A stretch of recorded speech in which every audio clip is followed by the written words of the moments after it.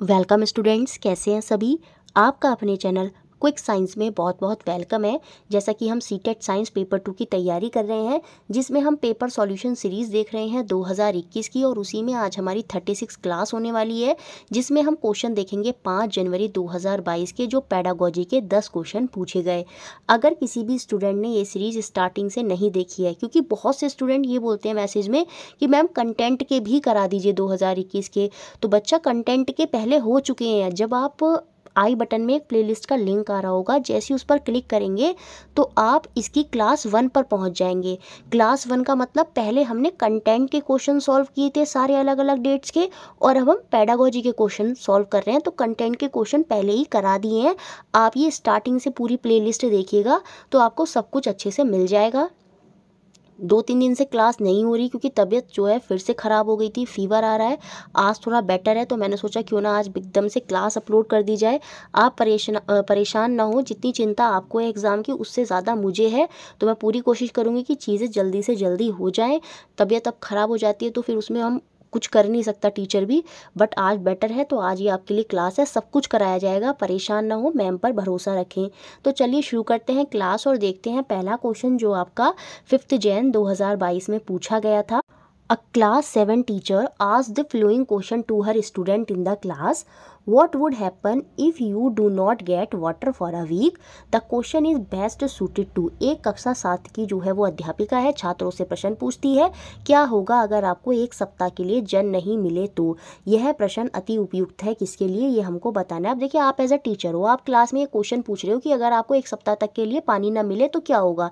तो कहीं ना कहीं आप बच्चों को पानी की इंपॉर्टेंस बताना चाहते हो, क्योंकि वो कितना सेंसिटिव टॉपिक है, उसको हमें बहुत कंसर्न देना चाहिए, तभी आप ऐसा क्वेश्चन पूछ रहे हो। क्योंकि कहीं ना कहीं बच्चे फिर वहाँ पर आंसर देंगे कि अगर हमें एक सप्ताह तक पानी नहीं मिले, हमें डिहाइड्रेशन हो जाएगा, हम मर भी सकते हैं। तो इस तरह की चीज़ें, तो आप ये क्वेश्चन इसलिए ही पूछ रहे हो और पर्टिकुलर टॉपिक से क्वेश्चन पूछ रहे हो ताकि बच्चे को उस टॉपिक के महत्व के बारे में पता चले।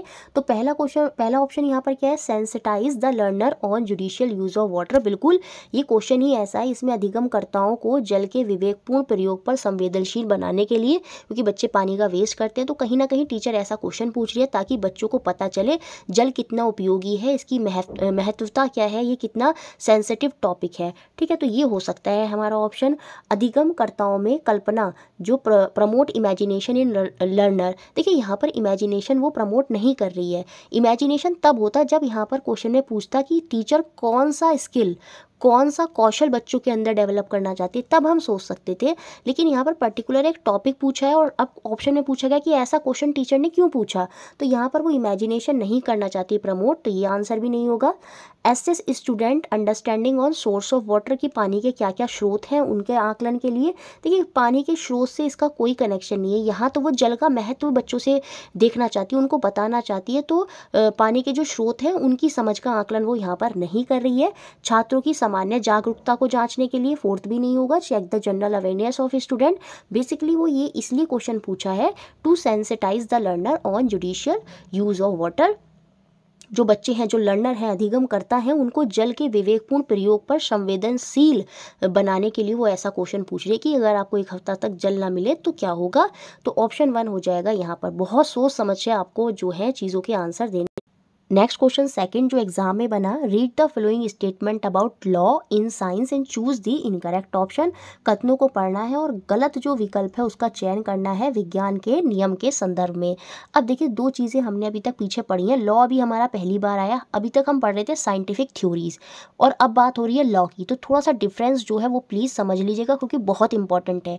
3 चीज़ें होती हैं, देखो, एक तो क्वेश्चन बनते हैं नेचर से कि साइंस का नेचर कैसा होता है, फिर क्वेश्चन आता है साइंटिफिक लॉ से, साइंटिफिक थ्योरी से। तो सबसे पहले लॉ और थ्योरी को देखते हैं। देखिए, लॉ जैसे आपने देखा होगा, लॉ क्या है, पर्टिकुलर स्टेटमेंट्स होती हैं जो बना दी गई हैं और उनमें हमें किसी एक्सप्लेनेशन की ज़रूरत नहीं है। वो तो लॉ है, उनका पालन हमको करना है, क्योंकि वो बहुत ही रिपीटेड ऑब्जर्वेशन और बहुत सारी चीज़ों के बाद ही वो बना है। तो वो लॉ है जो एक स्टेटमेंट है। जैसे बहुत सी धाराएं होती हैं, जैसे कोर्ट में देखेंगे आपने, लॉ है वो डिफाइन है, अब उन पर कोई क्वेश्चनिंग नहीं करता, वो तो लॉ है, बना दिए गए हैं, तो वो पर्टिकुलर स्टेटमेंट्स होती हैं लॉ। लेकिन जब मैं थ्योरी की बात करती हूँ ना, तो वो एक्सप्लेन करती हैं वाई समथिंग हैपन। जैसे आपने कोई परिघटना देखी, कोई एक्सीडेंट वगैरह देखा, फिर जाके पूरा उसका एक्सप्लेनेशन दे दिया, तो वो एक थ्योरी है। थ्योरी जो होती है वो चेंज हो सकती है, उसमें चेंजेस हो सकते हैं, जैसे जैसे कोई नया एविडेंस आता है तो उसके हिसाब से वो क्या हो जाता है, रिवाइज हो जाता है या चेंज हो जाता है आपकी जो थ्योरी होती है। तो थ्योरी तो सिंपल क्या है, जो आपने देखा उसका एक्सप्लेनेशन आपने कर दिया, वो थ्योरी है। लेकिन लॉ क्या है, कि स्टेटमेंट है जो रिपीटेड एक्सप्लेनेशन, रिपीटेड एक्सपेरिमेंट के बाद ही जो है वो आई है। तो लॉ जो है वो एक स्टेटमेंट होता है, और जो थ्योरी होती है वो चीज़ों को एक्सप्लेन करती है जो आपने देखा होता है। बस यहाँ पर ये ज़्यादा एक्स्ट्रा पॉइंट्स नहीं देखने हैं आपको। अब याद रखेंगे इसमें क्या होता है, ये नेचर पर डिपेंड करती है कि जो क्या नेचर है फिनोमिना का, ये based on proof and evidence. Proof और एविडेंस के बाद ही कोई नियम बनता है, तो इनको चेंज करना आसान नहीं है, क्योंकि ये प्रूफ, एविडेंस, रिपीटेड एक्सपेरिमेंट के बाद ही ये लोग लॉ जो है, नियम जो है वो आए हैं। नियम को चेंज करना आसान नहीं है। Not typically revised since they are universally observe, उनको यूनिवर्सली ऑब्जर्व किया गया है, इसलिए उनको रिवाइज आसानी से नहीं किया जाता लॉ को। जबकि जो थ्योरीज होती हैं वो बहुत ही आसानी से रिवाइज हो सकती हैं या रिप्लेस हो सकती हैं, जैसे ही न्यू एविडेंस आपके आते हैं। तो जब भी क्वेश्चन साइंटिफिक थ्योरी से आएगा तो वो चेंजेस हो सकती हैं इजीली, क्योंकि वो तो सिंपल एक्सप्लेनेशन है जो आपने देखा। लेकिन लॉ के केस में ऐसा नहीं है कि वो बहुत ज़्यादा यूनिवर्सली ऑब्जर्व करी गई हैं, उसके बाद वो लॉ बना है, बहुत सारे प्रूफ और एविडेंस के बाद वो लॉ बना है, इसलिए उसमें चेंज करना आसान नहीं होता। तो लॉ को हम इजीली चेंज नहीं कर सकते। तो लॉ और थ्योरी में बेसिक डिफरेंस जो है वो चेंज का ही है, कि वो आसानी से चेंज हो जाते हैं, वो चेंज नहीं होते। तो ये चीज़ें आपको ध्यान रखनी है, और मुझे लगता है आप क्लियर हो गया होगा कि लॉ और साइंटिफिक थ्योरी में क्या डिफरेंस है। फिर देखिए एक चीज़ आती है साइंस का नेचर। जो नेचर है साइंस का, उसमें सब आ जाएगा। साइंस टेंटेटिव है, साइंस में खोज होती है, साइंस में रिसर्च होती है, साइंस में बहस होती है, साइंस में क्या होते हैं आपके लॉ भी होते हैं, थ्योरीज भी होती हैं। वो साइंस की प्रकृति है, साइंस का नेचर है। लेकिन यहाँ पर पर्टिकुलर साइंस के लॉ, नियम जो होते हैं उनके विषय में पूछ रहा है कि कौन सा कथन जो है वो आपका गलत है। एक जो लॉ होता है इन साइंस कैन बी चेंज और रिप्लेस आफ्टर एक्सटेंसिव रिसर्च, यही यहाँ पर गलत हो जाएगा। देखिए जो साइंस में लॉ होते हैं वो जल्दी से चेंज नहीं होते। विज्ञान के नियम को व्यापक शोध के बाद या पश्चात बदला या प्रतिस्थापित किया जा सकता है। ये अगर नियम की जगह आपका थ्योरी के संदर्भ में होता तो वो सही हो जाता, लेकिन विज्ञान में जो नियम होते हैं वो बहुत ही एविडेंस और प्रूफ के बाद ही वो स्टेटमेंट आती हैं, तो उनको ईजिली शोध के बाद, रिसर्च के बाद फिर से उनको बदला नहीं जा सकता। जैसे न्यूटन के नियम है, न्यूटन के नियम जो है पहला, दूसरा, तीसरा नियम, वो जब से डिफाइन है और वो चल रहे हैं, क्योंकि वो बहुत ही क्या होता है, एविडेंस और प्रूफ के बाद ही वो जो लॉ हैं वो आए हैं, वो स्टेटमेंट हैं, उनको अब एक्सप्लेनेशन की ज़रूरत नहीं है। देखिए थ्योरी में एक्सप्लेनेशन होता है, लेकिन लॉ को क्या है, एक्सप्लेनेशन की, नियम को एक्सप्लेनेशन की ज़रूरत नहीं होती। वो तो एक स्टेटमेंट आ गई है, अब आ गई है, वो सच है, वो आपको मानना पड़ेगा, उसमें एक्सपेरिमेंट की नीड नहीं होती है। ये चीज़ आप याद रखेंगे। तो पहला ऑप्शन ही यहाँ पर गलत हो जाएगा कि जो लॉ है साइंस में वो चेंज हो सकते हैं इजीली। अगर ये थ्योरीज़ के बारे में कहता तब ये ऑप्शन जो है यहाँ पर नहीं होता, लेकिन ये साइंटिफिक लॉ की बात कर रहा है तभी ये यहाँ पर गलत हो गया, क्योंकि लॉ जो है वो इजीली चेंज नहीं हो सकते। लॉ और थ्योरी का डिफरेंस बताया इसलिए है क्योंकि दोनों से क्वेश्चन आते हैं, तो कन्फ्यूज़ मत हो जाना, अच्छे से चीज़ों को ये समझ लेना। अब लॉ के और फीचर्स देख लेते हैं, क्योंकि ये तो नेगेटिव पॉइंट हो गया लॉ का, इसलिए ये आंसर हो गया, क्योंकि ये इनकरेक्ट है। बाकी तीनों पॉजिटिव पॉइंट देख लेते हैं लॉ के बारे में, नियम के बारे में। विज्ञान में जो नियम है वो तथ्यपूर्ण, पूर्व अनुमानित और जो होते हैं अपरिवर्तनशील होते हैं। अब लॉ की एक विशेषता आप ध्यान रख लीजिए, विज्ञान में जो नियम है वो तथ्यपूर्ण होंगे, पूर्व अनुमानित होते हैं, मतलब बाद में परिकल्पना नहीं करी जाती, वो पहले से ही अनुमान लगाकर बनाए गए हैं, और अपरिवर्तनशील होते हैं। फिर विज्ञान में नियम जो होते हैं सार्वभौमिक रूप से अवलोकित तथ्य होते हैं, यूनिवर्सल ट्रुथ जिसे कहते हैं ना, वो चीज़ें यहाँ पर ये होती हैं आपके जो विज्ञान के नियम होते हैं। विज्ञान में नियम के गठन के समय उनकी कोई व्याख्या या अपवाद नहीं होता, बिल्कुल सही है। जो न्यूटन के लॉ है उनका कोई अपवाद नहीं है, मतलब उनमें जब, और ना ही उनको एक्सप्लेनेशन की ज़रूरत है। A law in science has no explanation और expectation when it is framed. जैसे आपने देखा ही, वो कानून होते हैं, कानून के नियम होते हैं, उन पर कोई एक्सप्लेनेशन नहीं होती या उनका कोई अपवाद नहीं होता, वो नियम होते हैं, ठीक है। तो नियम जो है वो स्टेटमेंट्स हैं, उनमें एक्सप्लेनेशन की ज़रूरत नहीं है, वो आपको मानने पड़ेंगे, क्योंकि वो बहुत ही बहुत सारी रिसर्च के बाद, यूनिवर्सली ऑब्जर्वेशन के बाद ही वो आपके जो है लॉ बनाए गए हैं। जैसे यहाँ पर लिखा है, law in science is universally observable fact. Universally मतलब पूरे विश्व ने उसको ऑब्जर्व करा है, वो यूनिवर्सल ऑब्जर्व फैक्ट है, तब जाकर वो लॉ बने हैं, इसलिए उनकी एक्सप्लेनेशन की ज़रूरत नहीं होती जब वो एक बार आ जाते हैं। जैसे थ्योरी बहुत सारी होती हैं आपकी, जैसे डाल्टन ने अपनी थ्योरी दी कि क्या पूरा सिस्टम है, तो थ्योरी जो है वो बदलती गई। थ्योरी तो क्या है, जो देखा वो बता दिया, लेकिन जो लॉ है वो पूरा रिसर्च, प्रूफ, एविडेंस, पूरी चीज़ें हो गई, तब जाकर वो स्टेटमेंट आती हैं और उनमें एक्सप्लेनेशन की ज़रूरत नहीं पड़ती। तो ये तीनों लॉ के पॉजिटिव पॉइंट हैं और ये लॉ का नेगेटिव पॉइंट है। यहाँ से ये चीज़ें आपको याद भी रखनी है, क्योंकि आगे भी इसी तरह के क्वेश्चन जो है वो आपको देखने को मिलेंगे। Next question 3, the following activities done in class science. जो विज्ञान की कक्षा है उसमें एक गतिविधि जो है वो कराई जाती है। छात्रों को battery, bulb, students are given battery, bulb, connecting wire और बहुत सारी जो सामग्री है, वैरायटी ऑफ मटेरियल जो है वो उनको दे दिए जाते हैं। बहुत सारी सामग्री जैसे कागज़, कीले, चिमटियाँ, लकड़ी, जल, नींबू का रस, ये सारी चीज़ें उनको दी जाती हैं और asked to design an experiment to investigate the relationship between nature of material and conductor of electricity. उसके बाद टीचर ने उनको बोला भी है कि विद्युत चालन और सामग्री की जो प्रकृति के बीच के संबंध है उनकी पड़ताल करने को भी टीचर ने यहाँ पर कहा है, उनकी रूपरेखा तैयार करने को कहा है। तो निम्न में से कौन से प्रक्रिया कौशल यहाँ पर उनको बढ़ावा मिलेगा, ये हमको बताना है बच्चे के अंदर। अब देखिए यहाँ पर बेसिकली टीचर ने एक एक्टिविटी दी है, उनको देखना होगा, पहले एक सर्किट बनाएंगे और फिर उनमें ये सारे जो मटेरियल हैं, जारी जो सामग्री है वो लगाएंगे पेपर में। वो देखेंगे कि वो इलेक्ट्रिसिटी वहाँ पर कंडक्ट नहीं हो रही है। आपका वो देखेंगे लेमन जूस में इलेक्ट्रिसिटी कंडक्ट हो रही है, तो कहीं ना कहीं वो सब्सटेंसेस को डिफरेंस भी करेंगे कि ये पुअर कंडक्टर है, फिर उनका नेचर बताएंगे कि वो पुअर कंडक्टर है, वो गुड कंडक्टर है। इस तरह से जो है वो चीज़ें यहाँ पर कर रहे हैं। तो कहीं ना कहीं ऑब्जर्वेशन तो वो 100% कर रहे हैं, अवलोकन तो वो कर ही रहे हैं, क्योंकि वो चीज़ों को देख रहे हैं। जब उन्होंने पेपर को लगाया होगा उस सर्किट में, तो उन्होंने देखा होगा पेपर से इलेक्ट्रिसिटी जो है वो कंडक्ट नहीं हो रही है, सर्किट जो है आगे चल नहीं पा रहा होगा। तो कहीं ना कहीं उन्होंने ऑब्जर्व करा है, अवलोकन तो वो करा ही करा है, तो ए तो होगा। अब जब ए होगा तो ये दोनों ऑप्शन हो गए यहाँ से बाहर। देखिए जब भी कभी रिलेशनशिप पूछा जाता है तो कहीं ना कहीं बच्चे क्लासिफिकेशन करेंगे। अब देखिए क्लासिफिकेशन कैसे करेंगे, वर्गीकरण कैसे करेंगे, वो 2 कॉलम बना लेंगे कि कौन से बैड कंडक्टर है, कौन से गुड कंडक्टर हैं, वो सारे लिखेंगे। तो क्लासिफिकेशन, वर्गीकरण जब वो है यहाँ पर करेंगे, क्योंकि कहीं ना कहीं टीचर ने उनको रिलेशनशिप जो वहाँ पर उनके संबंध है उनकी पड़ताल करने को भी कहा है। तो वर्गीकरण भी आएगा, ए और बी दोनों आएंगे, तो ये ऑप्शन भी बाहर हो गया। इट मीन्स ऑप्शन नंबर 4 सही हो जाएगा, ए बी। देखिए मेजरमेंट तो वो कुछ कर ही नहीं रहे, चीज़ों को देख रहे हैं और बता रहे हैं बस उनका रिलेशन कि वो कंडक्टर है या नहीं है, तो मेजरमेंट नहीं होगा। सी तो बिल्कुल भी नहीं आना, तो ये ऑप्शन वैसे बाहर होता और ये वाला ऑप्शन सी की वजह से बाहर हो जाता। तो हम बहुत सारी चीज़ों को लेकर भी अपने ऑप्शन पर आ सकते हैं। तो ऑप्शन नंबर 4 यहाँ पर सही है आपका। फॉर्मुलेटिंग हाइपोथेसिस, परिकल्पना वो यहाँ पर बिल्कुल करेंगे। परिकल्पना को बुद्ध करने के लिए चीज़ों को वो देख रहे हैं और फिर उनके समझ में आ रहा है अच्छा ये पुअर कंडक्टर है, ये गुड कंडक्टर है, वो चीज़ें सोच रहे हैं अच्छा और भी कौन से सब्सटेंस हो सकते हैं। अब जैसे उन्होंने नींबू का रस लिया होगा तो कहीं ना कहीं उनके माइंड में आया होगा जो लिक्विड होते हैं उनसे भी इलेक्ट्रिसिटी जो है वो कंडक्ट हो जाती है।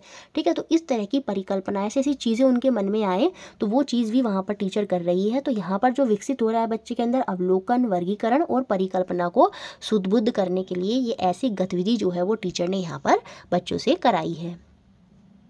नेक्स्ट क्वेश्चन देखते हैं, question number 4, which of the following is not a descriptor of inquiry teaching in science. ये क्वेश्चन हर सेट में आया है इंक्वायरी से लेकर कि निम्नलिखित में से कौन सा विज्ञान में जांच शिक्षण का वृत्तांत नहीं है, ये हमको यहाँ पर बताना है।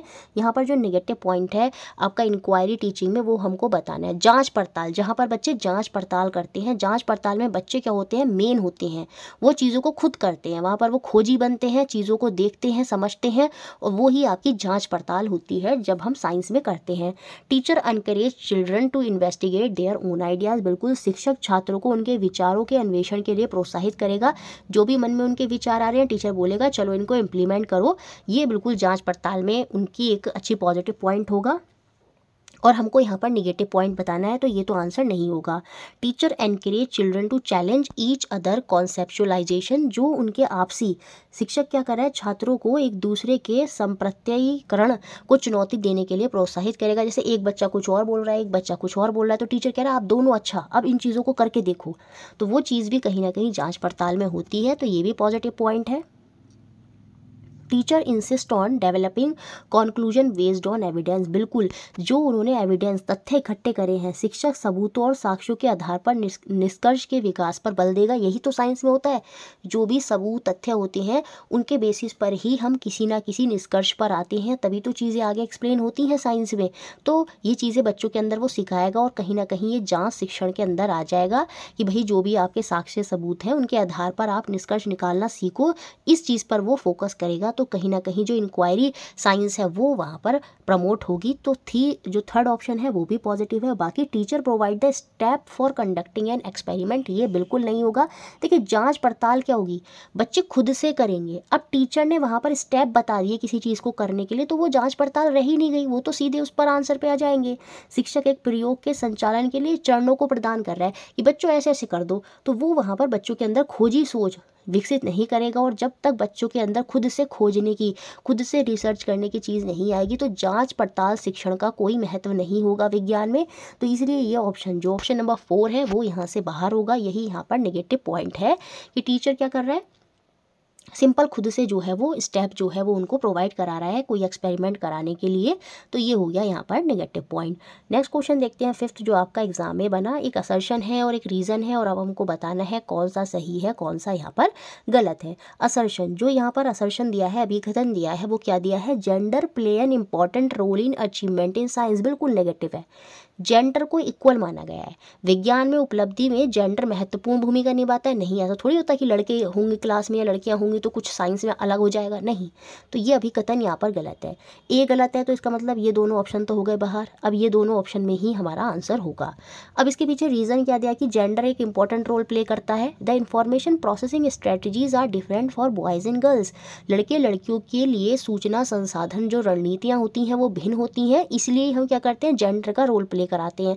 ये बिल्कुल गलत है। सबकी प्रोसेसिंग स्किल एक हो सकती है, यहाँ पर तो भेदभाव वाली बात कर दी, जो कि बिल्कुल नेगेटिव है कि लड़के लड़कियाँ अलग तरीके से सोचते हैं, उनकी जो संसाधन की जो रणनीतियाँ हैं, चीज़ों को यूज़ करने की साइंस है वो अलग अलग होंगी।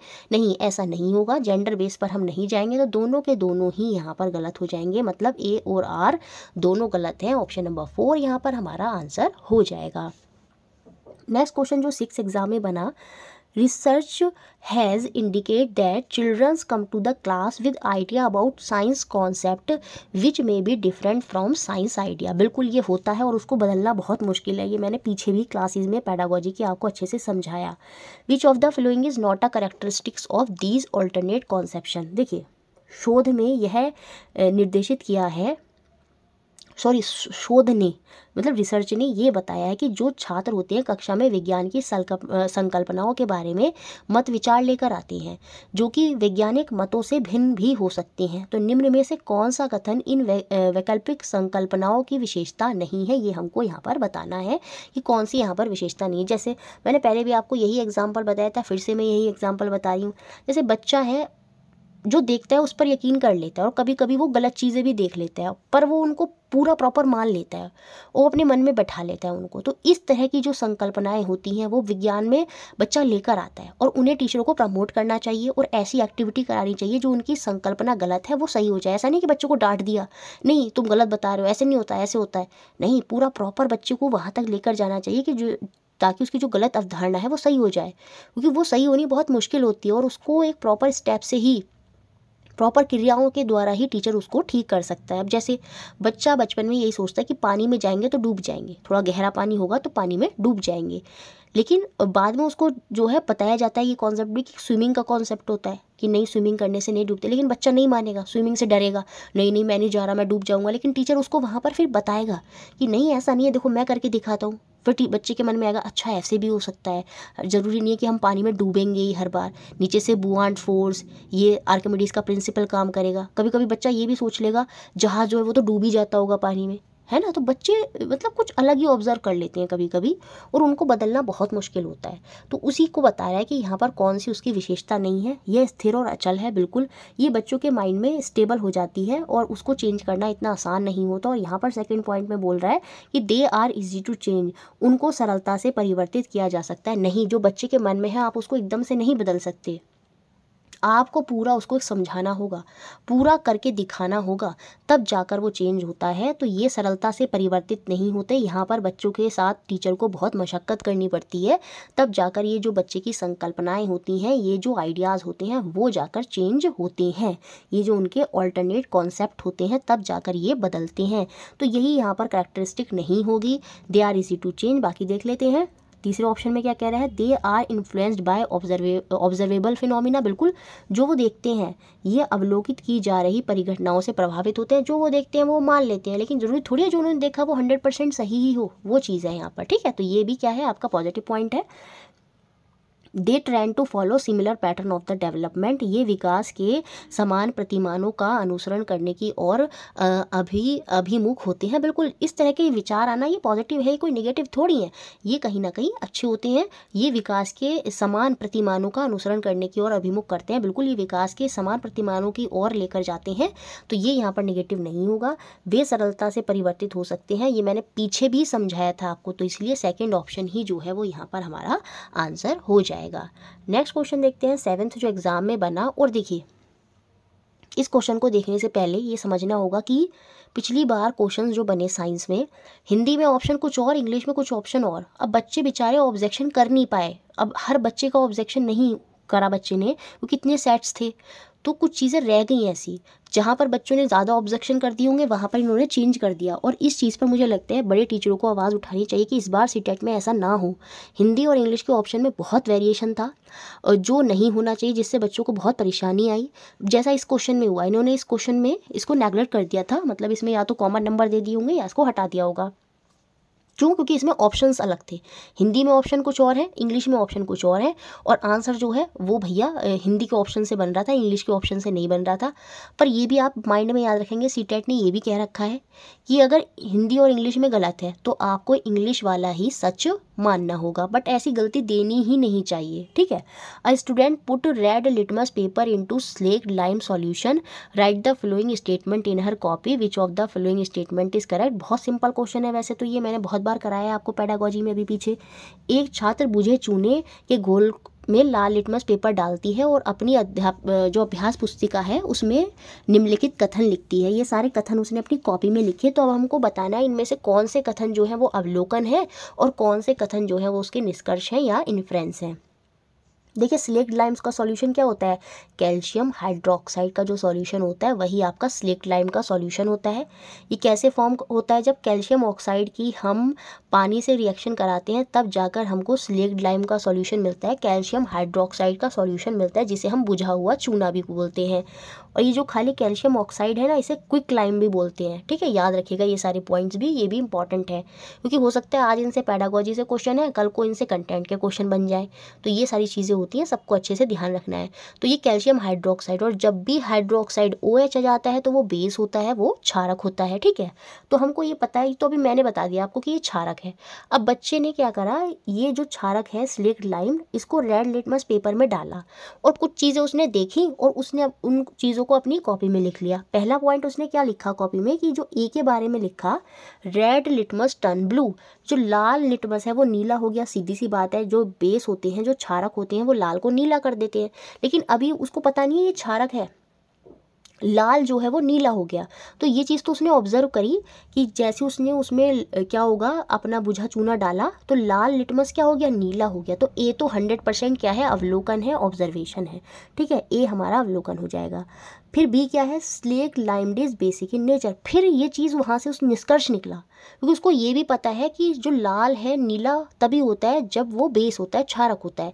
तो अब एक कॉन्क्लूजन, एक निष्कर्ष, एक इन्फ्रेंस वहाँ से निकल गई कि जो स्लेक्ड लाइम्ड है, जो कैल्शियम हाइड्रोक्साइड है, वो बेसिक होती है, वो क्षारक होती है नेचर में, तो बुझा चूना जो है प्रकृति में क्षारीय होता है। तो ये अब हमारा क्या हो गया, निष्कर्ष होगा।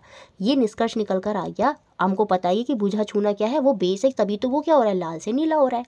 फिर तीसरा क्या है, लाल लिटमस क्षार को नीला कर देता है, ये भी निष्कर्ष है, निष्कर्ष ही तो है ये भी, क्योंकि ये भी एक एग्जैक्ट कंक्लूजन है कि जो लाल लिटमस पत्र होता है वो नीला हो गया, वो क्षार को ही तो नीला करता है, तभी तो वो नीला हुआ कि जो रेड लिटमस है वो turn blue in the page. तो ये भी कंक्लूजन है, ये भी आपकी इन्फ्रेंस है। तो यहाँ पर ए तो अवलोकन है और बी और सी आपके निष्कर्ष है, इन्फ्रेंस है।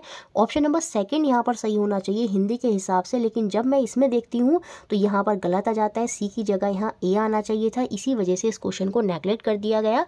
तो समझ में आया, ऑब्जर्वेशन वो है जो सिंपली आपने देखा और उससे जो चीज़ें आई सामने वो निष्कर्ष है। उससे चीज़ें सामने की आई कि वो बेसिक है, सीधी सी बात है, एक तो ये चीज़ सामने आ गई और एक चीज़ ये भी सामने आ गई कि जो बेसिक होते हैं उनमें क्या होता है, लाल जो लिटमस है वो नीला हो जाता है। तो ये दोनों निष्कर्ष थे और ये हमारा यहाँ पर ऑब्जर्वेशन था, ऑप्शन मैच नहीं हो रहे थे, जिसकी वजह से इस क्वेश्चन को नेग्लेक्ट कर दिया गया था। ठीक है, which of the following questions can be considered as open ended question. कौन से प्रश्न यहाँ पर अंतर्मुख प्रश्न हैं वो हमको यहाँ पर बताने हैं। ओपन एंडेड वही डाइवर्जेंट क्वेश्चन। इसको देखने से पहले एक रिक्वेस्ट है, जो भी बच्चे अभी स्टार्टिंग से तैयारी करें, जिन्होंने कोई थ्योरी नहीं पढ़ी है साइंस पेपर 2 के लिए, तो आई बटन में एक प्लेलिस्ट का लिंक आ रहा होगा, जैसे ही उस पर क्लिक करेंगे तो आप 32 क्लासेस पर पहुँच जाएंगे, जिनमें आपको 6, 7, 8 की NCERT का निचोड़ मिलेगा। बहुत इंपॉर्टेंट है, सेल्फ नोट्स बनाने हैं, उनको समझना है अच्छे से और तब क्वेश्चंस पर आना है। तो पूरा आपका चैनल से जब तक जुड़े रहेंगे आपकी तैयारी बहुत अच्छी हो जाएगी। तो वो क्लासेस मैंडेटरी हैं, जो भी बच्चे स्टार्टिंग से तैयारी कर रहे हैं और अभी तक कोई थ्योरी नहीं करी है तो वो प्लेलिस्ट ज़रूर देखें 32 क्लास वाली। चलिए अब देखते हैं, why potato is a stem. तो ये क्या ओपन एंडेड है या क्लोज एंडेड है? क्यों आलू एक स्कंद है, तना है? सिंपल एक आंसर होगा, क्योंकि आलू में नोट्स होती हैं, उसे हम आइज बोलते हैं, वहीं से जो है वो तने जो है वो ग्रो करते हैं और वहीं से हमें नए पोटैटो मिल जाते हैं। तो वो बुक में एग्जैक्ट लिखा हुआ है, तो ये क्वेश्चन ओपन एंडेड नहीं है। यहाँ पर एक ही आंसर आएगा, एक ही चीज़ का एक ही आंसर है, उसके मल्टीपल आंसर नहीं है। ओपन एंडेड में हमेशा जो डाइवर्जेंट क्वेश्चन होते हैं, अपसारी प्रश्न होते हैं, उनमें मल्टीपल आंसर होते हैं। ठीक है, बहुत सारे आंसर देखने को मिलते हैं, लेकिन यहाँ पर एक ही आंसर होगा, इसलिए ये क्लोज एंडेड है। तो ए नहीं होगा, ए नहीं होगा तो ये दोनों ऑप्शन हो गए बाहर। अब या तो ओनली बी है या ओनली डी है। चलो देख लेते हैं। जब भी हैपन शब्द आ जाता है तो आप सोचेंगे कि बी भी हो सकता है, डी भी हो सकता है, तो सी तो बाहर हो गया, क्योंकि कोई ऑप्शन अब हमारा सी से मैच नहीं खाएगा। What happened to time period of simple pendulum if length is double? देखिए ये भी क्लोज एंडेड ही है। क्या होगा साधारण लोलक की समय अवधि को अगर लंबाई को दुगना कर दिया जाए? आपको सीधा सा एक फॉर्मूला पता है, time is directly proportional to √L। जब इसको दुगना कर दिया जाए तो टाइम जो है वो आपका √2 ही हो जाएगा, है ना। तो सीधी सी बात है, यहाँ पर एक पर्टिकुलर आंसर आ रहा है। ठीक है, तो यहाँ पर ऐसा नहीं है कि जैसे अब सपोज टाइम लेंथ आपकी 2 होती और ये कहता है डबल कर दिया जाए, 2 से 4 कर दी जाती, इसको इस तरह से समझ ले तो √L हो जाता, फिर मतलब 4 हो जाती लेंथ, क्योंकि हमारी 4 है, पहले से हमारी लेंथ 2 थी, उसको हमने डबल कर दिया ना, 2 की जगह क्या कर दिया, 4 कर दिया। तो टाइम क्या हो जाएगा, अगर जो है वो लेंथ आपकी 4 है तो टाइम जो है वो आपका दुगना हो जाएगा, क्योंकि √4 की वैल्यू 2 होती है, तो टाइम वहाँ पर दुगना हो जाएगा। तो यहाँ पर एक पर्टिकुलर फॉर्मूले से हम चीज़ों को निकाल रहे हैं, तो ये भी आपका क्लोज एंडेड ही होगा। तो बी भी यहाँ से बाहर हो गया। इट मीन्स आपका आंसर ऑप्शन नंबर 4 है, ओनली डी। देखो हमने क्वेश्चन भी नहीं पढ़ा तब भी हम आंसर पर आ गए, तो कभी कभी हमें एक स्मार्ट अप्रोच भी रखनी होगी।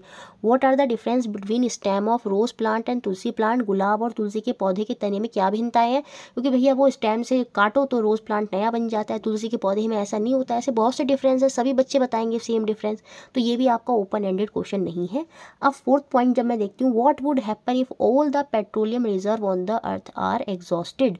क्या होगा अगर पृथ्वी धरती के सारे पेट्रोलियम भंडार खाली हो जाएं? ये पहले भी था, ये पहले भी सेट में था, तो यही आपका ओपन एंडेड है। यहाँ पर बच्चे अलग अलग आंसर देंगे। कोई बोलेगा कि जो व्हीकल हैं जितने भी वो ख़त्म हो जाएंगे, हाँ, कोई बोलेगा हम तो कहीं जा ही नहीं पाएंगे। मतलब बच्चे हैं, बच्चे तो कुछ भी बोलेंगे। तो इस तरह की चीज़ें वहाँ पर मल्टीपल चीज़ें बच्चे सोचेंगे, बोलेंगे, और ये हमारे ओपन एंडेड क्वेश्चन होते हैं। साइंस में इनका बहुत बड़ा रोल होता है, क्योंकि बच्चे यहाँ पर परिकल्पनाएँ करते हैं, जो कि बहुत इंपॉर्टेंट है रिसर्च वगैरह में। तो ये ओपन एंडेड क्वेश्चन या डाइवर्जेंट क्वेश्चन साइंस में बहुत ही पॉजिटिव होते हैं। तो 4th ही यहाँ पर जो है वो कैसा क्वेश्चन है, आपका ओपन एंडेड क्वेश्चन है। तो ऑप्शन 4 हो गया यहाँ पर हमारा सही। नेक्स्ट क्वेश्चन देखते हैं 9th। Creativity in science can be best assessed by? बच्चों की जो रचनात्मकता है, विज्ञान में रचनात्मकता को डैश के द्वारा सर्वोत्तम तरह से मूल्यांकित किया जा सकता है। वो हमको बताना है। किसी भी बच्चे की क्रिएटिविटी हम एग्जीबिशन से देख सकते हैं, विज्ञान प्रदर्शनी से बिल्कुल देख सकते हैं, ओलंपियाड पर्टिकुलर है, ये आपका बाद वाला असेसमेंट है, ठीक है, बाद वाला मूल्यांकन है जो सम्मेटिव होता है, और इसका क्रिएटिविटी से कोई संबंध नहीं होता, क्योंकि इसमें हम गुण नहीं देखते, इसमें हम क्वालिटी नहीं देखते, इसमें हम क्वांटिटी देखते हैं, ठीक है। ये नंबर्स पर डिपेंड करता है, जैसे एनुअल रिजल्ट हो गया, स्लोगन कॉम्पिटिशन हो गया, नारा लेखन प्रतियोगिता, इन सब से हम बच्चे की रचनात्मकता, क्रिएटिविटी क्या है, खोज, ये सारी चीज़ें हम वहाँ पर उसकी एसेस नहीं कर सकते। ये सब तो हम प्रोजेक्ट वर्क देंगे, उन्हें एग्जीबिशन कराएंगे, उनसे हम कर सकते हैं, या फील्ड ट्रिप पर ले जा रहे हैं, ठीक है, या उनको कोई एक्टिविटी करने को दे दी, वो सारी चीज़ें यहाँ पर हो जाएंगी। तो एग्जीबिशन यहाँ पर आ जाएगा। विज्ञान प्रदर्शनी जो है क्रिएटिविटी है, और जब वो उसको करेंगे तो कहीं ना कहीं बच्चा टीचर है वो बच्चों की जो क्रिएटिविटी है, रचनात्मकता है, उसका मूल्यांकन एग्जीबिशन के माध्यम से वो कर पाएगा। तो ऑप्शन नंबर सेकंड यहाँ पर सही हो गया। बहुत सी चीज़ें मैंने आपको यहाँ पर CDP की भी एक्सप्लेन कर दी है कि एक तो होता है फॉर्मेटिव असेसमेंट, जो कि बीच बीच में होता रहता है टीचर, तो उसमें बच्चे के गुण देखे जाते हैं, ठीक है, वो फॉर्मेटिव असेसमेंट है। सम्मेटिव असेसमेंट जो होता है वो बाद में होता है, उसमें टीचर बच्चे के गुण नहीं देखता, उसमें बच्चे के एक्चुअली में उसमें वहाँ पर टेस्ट वगैरह होते हैं, तो वो सम्मेटिव होता है, ठीक है। तो इस तरह की चीज़ें होती हैं। और साइंस में कभी भी क्वालिटेटिव असेसमेंट नहीं होता, क्वालिटेटिव असेसमेंट ही होता है, क्वालिटी देखी जाती है, गुण देखे जाते हैं, क्वांटिटी नहीं देखी जाती, नंबर नहीं देखा जाता, ठीक है। तो बच्चे का मूल्यांकन हम उसके गुण, उसकी क्षमता, कि वो कितना खोजी है, कितनी चीज़ों को कर पा रहा है, कितना वो क्रिएटिव है ना, ये सारी चीज़ें साइंस में देखी जाती हैं। कितना वो खुद से कार्य कर रहा है, हैंड ऑन एक्टिविटीज़ कितनी कर रहा है, वो सारी चीज़ें साइंस में देखी जाती हैं। तो विज्ञान प्रदर्शनी से यहाँ पर टीचर जो है बच्चों की क्रिएटिविटी जो है उसका मूल्यांकन कर सकता है। ऑप्शन सेकंड हो गया आंसर। नेक्स्ट क्वेश्चन 10, स्टेटमेंट पढ़ना है और हमें अपना ऑप्शन पर जाना है। कथनों को पढ़िए और सही विकल्प का यहाँ पर हमको चयन करना है। असर्शन, जो अभिकथन है वो क्या दिया है कि जो एक साइंस का टीचर होता है should use differentiated assessment strategy in an inclusive classroom. बिल्कुल समावेशी कक्षा है, मतलब हर तरह का बच्चा वहाँ पर हो सकता है। कोई बच्चा इंग्लिश अच्छी बोलता है, कोई बच्चा हिंदी बोलता है, कोई बच्चा अलग सोसाइटी से आया, कोई कहीं से आया है, किसी का कल्चर अलग है, तो वो समावेशी कक्षा है जिसमें अलग अलग तरह के बच्चे हैं। तो एक विज्ञान के शिक्षक को समावेशी कक्षा में विभेदित आकलन रणनीतियों का उपयोग करना चाहिए। क्यों? क्योंकि हर बच्चा अलग है, हर बच्चे पर वो एक रणनीति नहीं लगा सकता।